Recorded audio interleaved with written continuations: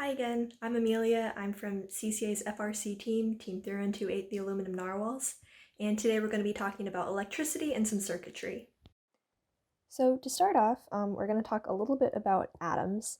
You might know that atoms are just the little bits of things that make up everything that is matter.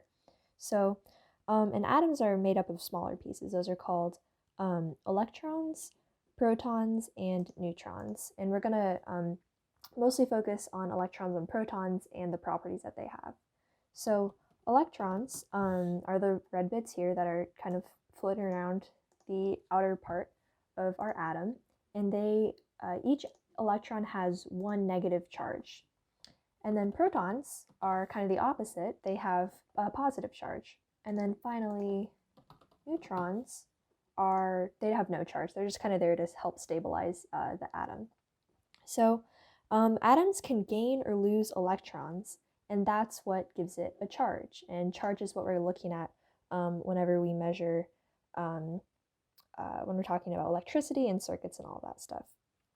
So if an atom loses an electron, that means that it would have a positive charge, because then the protons would outnumber the electrons, meaning you would have more positive than negative charge, so you would have a positively charged atom, which is called an ion. You can also have negatively charged ions when you have more electrons than protons. So one proton or one electron is called one elementary charge. And charge is a fundamental unit that's measured in coulombs. How many coulombs you have can be positive or negative depending on whether you have more electrons or more protons.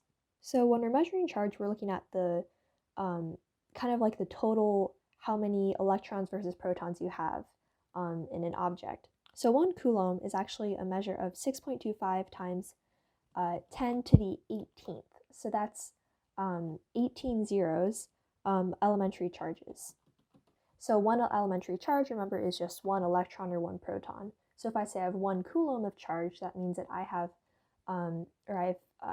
negative 1 coulomb, let's say. That means that I have an extra 6.25 times 10 to the 18th electrons.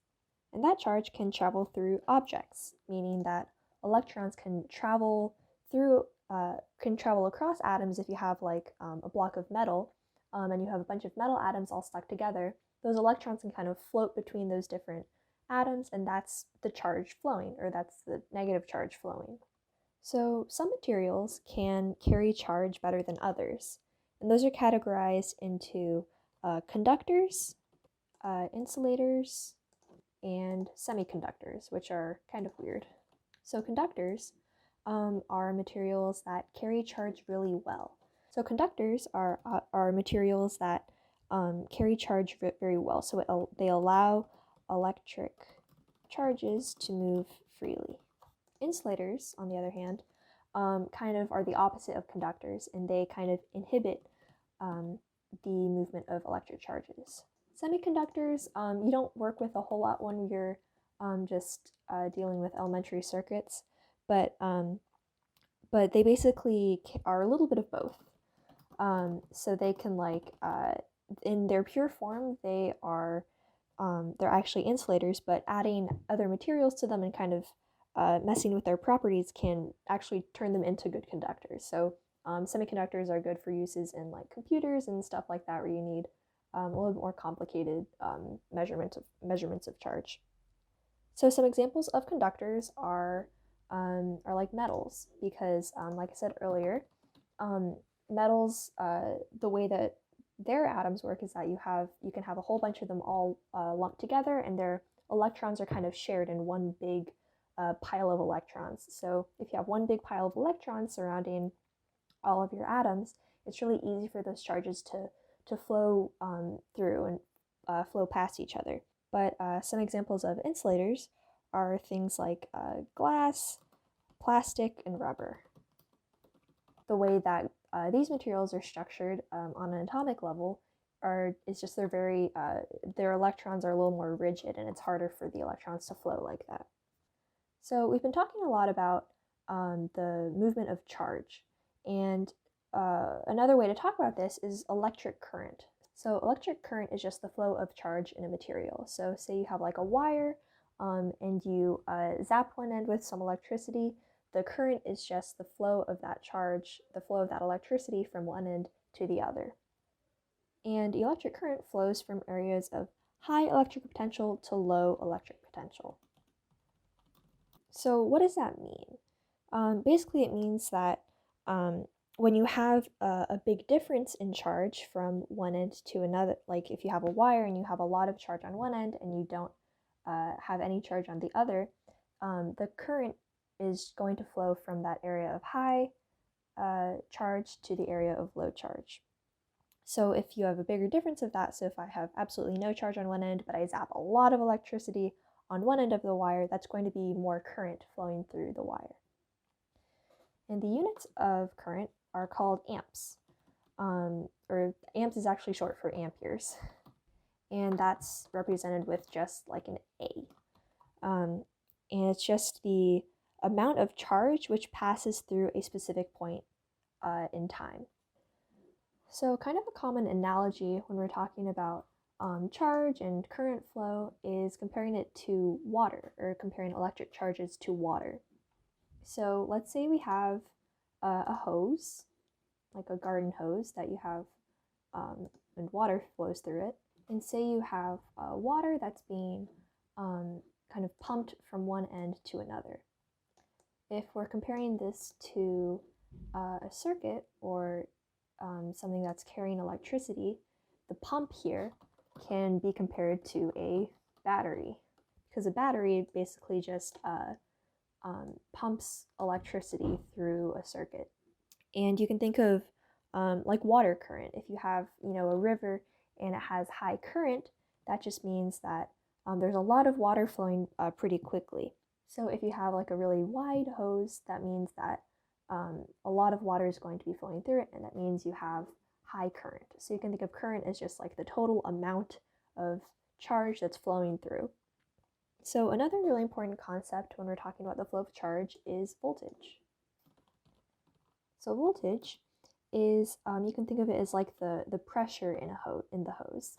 So it's kind of related to the idea of current. So like if you have a lot of current, you're going to have a higher voltage. But it's kind of a different measure. It's like the pressure that's in a hose. So it's not just the total amount of charge or water flowing through, it's kind of how hard that's flowing through the hose or flowing through your wire or circuit or whatever. So voltage is defined as the work per unit charge in a moving charge between 2 points, or you can also think of this as electric potential difference. And the units of voltage are just volts, represented with like a capital V. Like when you have a battery, it has a certain voltage, right? And that's just showing how much charge is going to come out of this battery. So you have a set number of volts coming out of a battery, and that will affect how much current you have flowing through your circuit or your hose here. If you have a hose that is really easy for a charge to flow through, that means you're going to have a higher current because you're allowing more charge to flow through your circuit per unit time.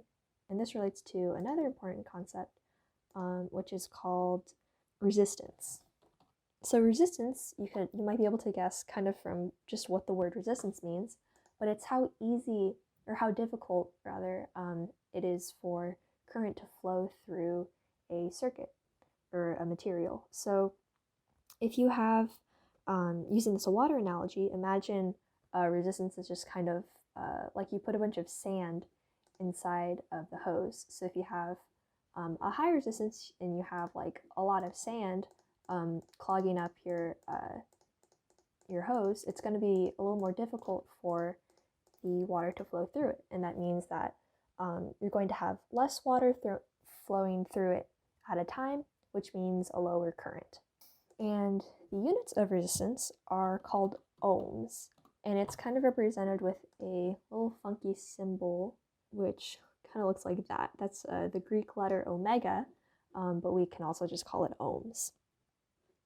Electric current is also sometimes represented with the letter I, just a capital I. But when we're working with equations and such, we'll just use the capital I when we're talking about current. And then A is just the units. So we can also represent the relationship between voltage, resistance, and current using some equations. So the first equation that we're going to use is, or kind of your number one, or one of the number one equations when you're working with circuits and charge, is called Ohm's Law. And it was created by this guy named George Ohm, who studied stuff like this. Ohm's Law basically says your current equals voltage, or V, over resistance, R. So this relationship just tells you that your current is the potential difference in charge divided by the resistance. You can rearrange this equation into a few different ways. So the first one here that I have is just I equals V over R. But algebraically, you can just kind of rearrange that into things like V equals IR, and also R equals V over I. So when you're solving a circuit, these are all kind of important. This is kind of an important equation to use. Okay, so now we're going to get into circuits. And circuits are just any closed loop path through which current can flow. So really a circuit can be anything, even if it's just like a person standing on the ground getting zapped with a lightning bolt. But we're going to be studying circuits in a little more conventional way, which is just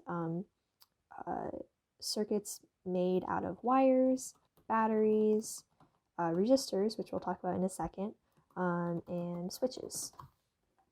And these aren't all of the possible components that you can have in a circuit. These are just some basic ones that I'm going to go over.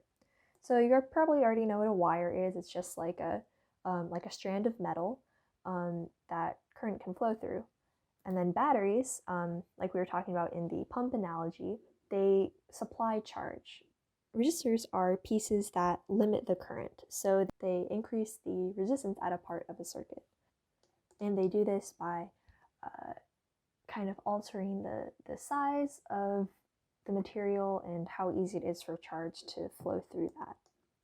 And resistors can be big or small, and they can really precisely manage how much current you have in a circuit. So the way that we represent this are through things called schematic diagrams. And I'm going to kind of draw a pretty basic one here. And remember, to start it off, you need a battery to supply the charge. So those are kind of represented as just two lines. One of the lines being the positive end of the battery, and then the other end being the negative end of the battery. And the convention for charge, when we're looking at how it flows, is that it's the flow of positive charge. So the flow of positive charge is kind of the convention for when we're looking at this, but that's actually the opposite of how the electrons are actually flowing. So just something to keep in mind when we're analyzing these circuits. So that just means that the charge is going to be flowing from the positive end of the battery to the negative end of the battery.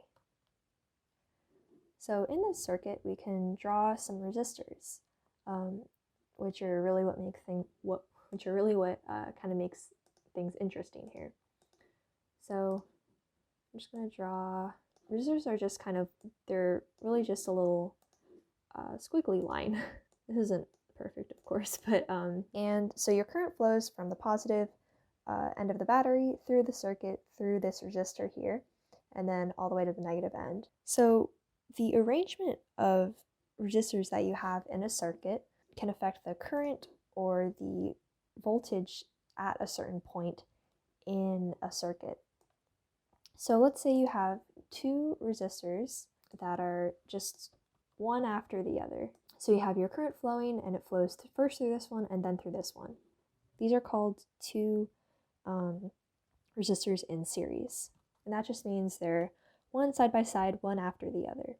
When you have resistors in series, the current is the same, because if you go think back to like our flowing of charge, and it flows in one end and out the other, and then that same amount of flow is going in the next one and out the other. So resistors in series have the same current across each other.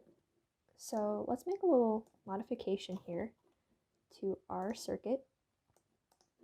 So the other way that resistors or other components of a circuit can be lined up is called in parallel. So resistors in parallel look like this. They're just kind of, you have your charge and it would flow through here, but it would split off into two branches and it would flow through both of those resistors at the same time instead of just one after the other. And then all that charge would come out on the other end together. And you can, even if you've lined up several of those in parallel, you can have more than just two in parallel. And same goes for series. You can line up several of them all in a row. When you have resistors in parallel, they have the same voltage, because remember that voltage is the potential difference from one end of a circuit to another. So when we're looking at voltage, it's the difference that's on this end here before it splits off, and then and the other end when the current comes out the other end. When the current is split up between the two, the current changes, right? Because the flow is being split between those two branches. It's like if you imagine like a river and it's split into two branches, the flow is going to be, the flow or the current is going to be less in each branch. But if the river ends up meeting at the other end, the total difference in current is still the same, even though it's split between those two. So the last thing we're going to kind of touch on is the idea of power and how that relates to resistance and voltage and current.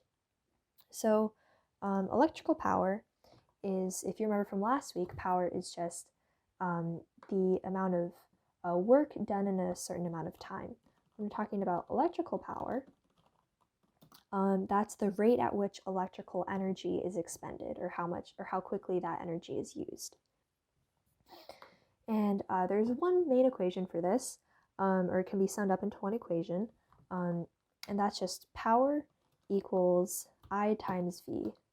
So just remember, capital I means the current, and then your voltage is just V.